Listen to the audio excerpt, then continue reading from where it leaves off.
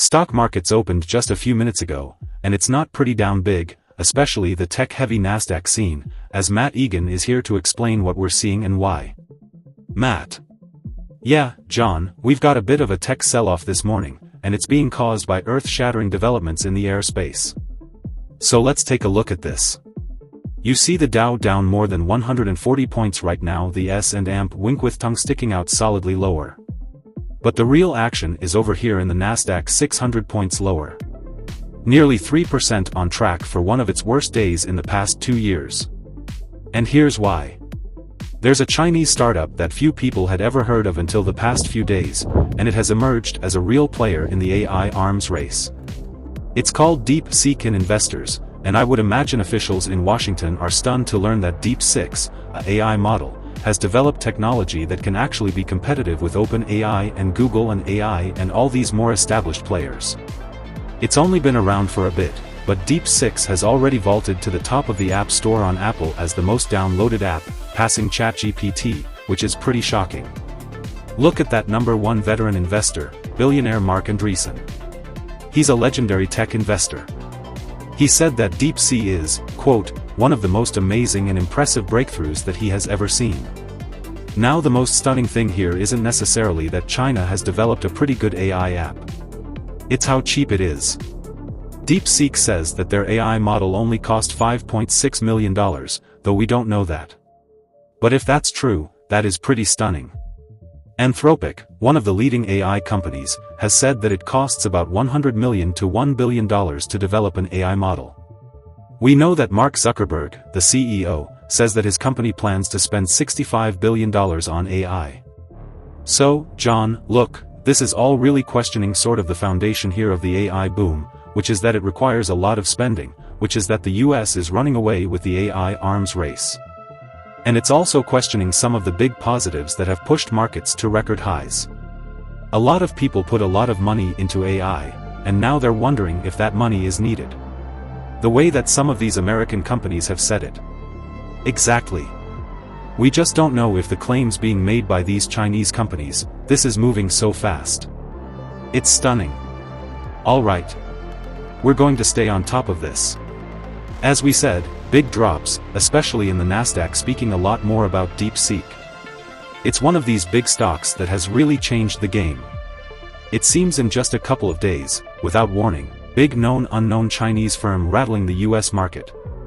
Shelley Palmer is CEO of the Palmer Group and a professor of advanced media. He joins me now from New York. Shelley, great to have you with us. Great to be here. It seems like there's a bit of a coup happening in the AI space. Tell me about what you know about it. I mean, it's a startup. It's a 1-year-old company. A lot of people are downloading it. And the question is it taking on the big guys in the United States? So DeepSeek is a company out of China? It is a startup. As you said, it's about a year old. They have a model called DeepSeek V3, and in the last little bit they released R1, which is a reasoning engine, and it's open source on an MIT license.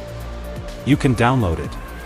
The magic here is that instead of taking months to train and hundreds of millions of dollars, it took under 2 months to train and cost under, according to the company, under $6 million to train. When you download it, you can post-train it, and pre-trained transformer models need to be post-trained in order to be valuable, and the compute cost is a fraction. We're talking a few percentage points, fraction of what it costs, to use the large language models from the big hyperscalers and foundational model builders like OpenAI or Anthropic or any of the other large foundational model builders. So this cost savings, along with the basically lightweight of the model, meaning you can download it and run it on a laptop, has sent kind of shivers through the spines. Because what this really means is there's a possible future where algorithmic efficiency beats brute force computation. And the entire AI industry in the United States and around the world has been thinking about high-level computation and big data centers and a lot of energy use and chips. And now they're thinking, maybe not. So it's a really good one to look at in terms of the numbers you saying and saying that they spend just $5.6 million on this new AI model. Meta last week said it would spend upward of $65 billion. How come DeepSeek was able to crack this code and do it so much more efficiently? And so the big guys in the US unable to do so? First of all, it's hard to speculate, but let's just say the following. There is a cliché that I believe is a cliché for a reason. There are more honors students in China than there are students in the United States. You're talking about a very deep pool of very smart people. That's thing one too. They've been restricted from getting all of the tools they need from the West, including specifically the kind of chips that would do the computation. They need to do the advanced computation. This is a mathematical solution to a hardware problem. It's called algorithmic efficiency. They've actually written code that's more efficient than the code that's being used generally in this space throughout the world. So how did they do it? It's open source. You can see their research. They've been very good and transparent about publishing their research. They haven't exactly shown the secret sauce, but it is something that we'll be able to replicate. And by the way, the markets are reacting in a knee-jerk and most people don't understand any of what I'm about to say to you. No one in the United States, no American, no company anywhere on Earth, to be fair, is going to lay down and die because a couple of engineers figured out a better algorithm. Math is math and engineering is engineering. And these algorithmic efficiency approaches will be figured out worldwide. Now, what does that mean for NVIDIA's chip prices? What does that mean for nuclear power plants? For data centers? What does that mean for future data centers? The jury's still out, by the way. No one's replicated this.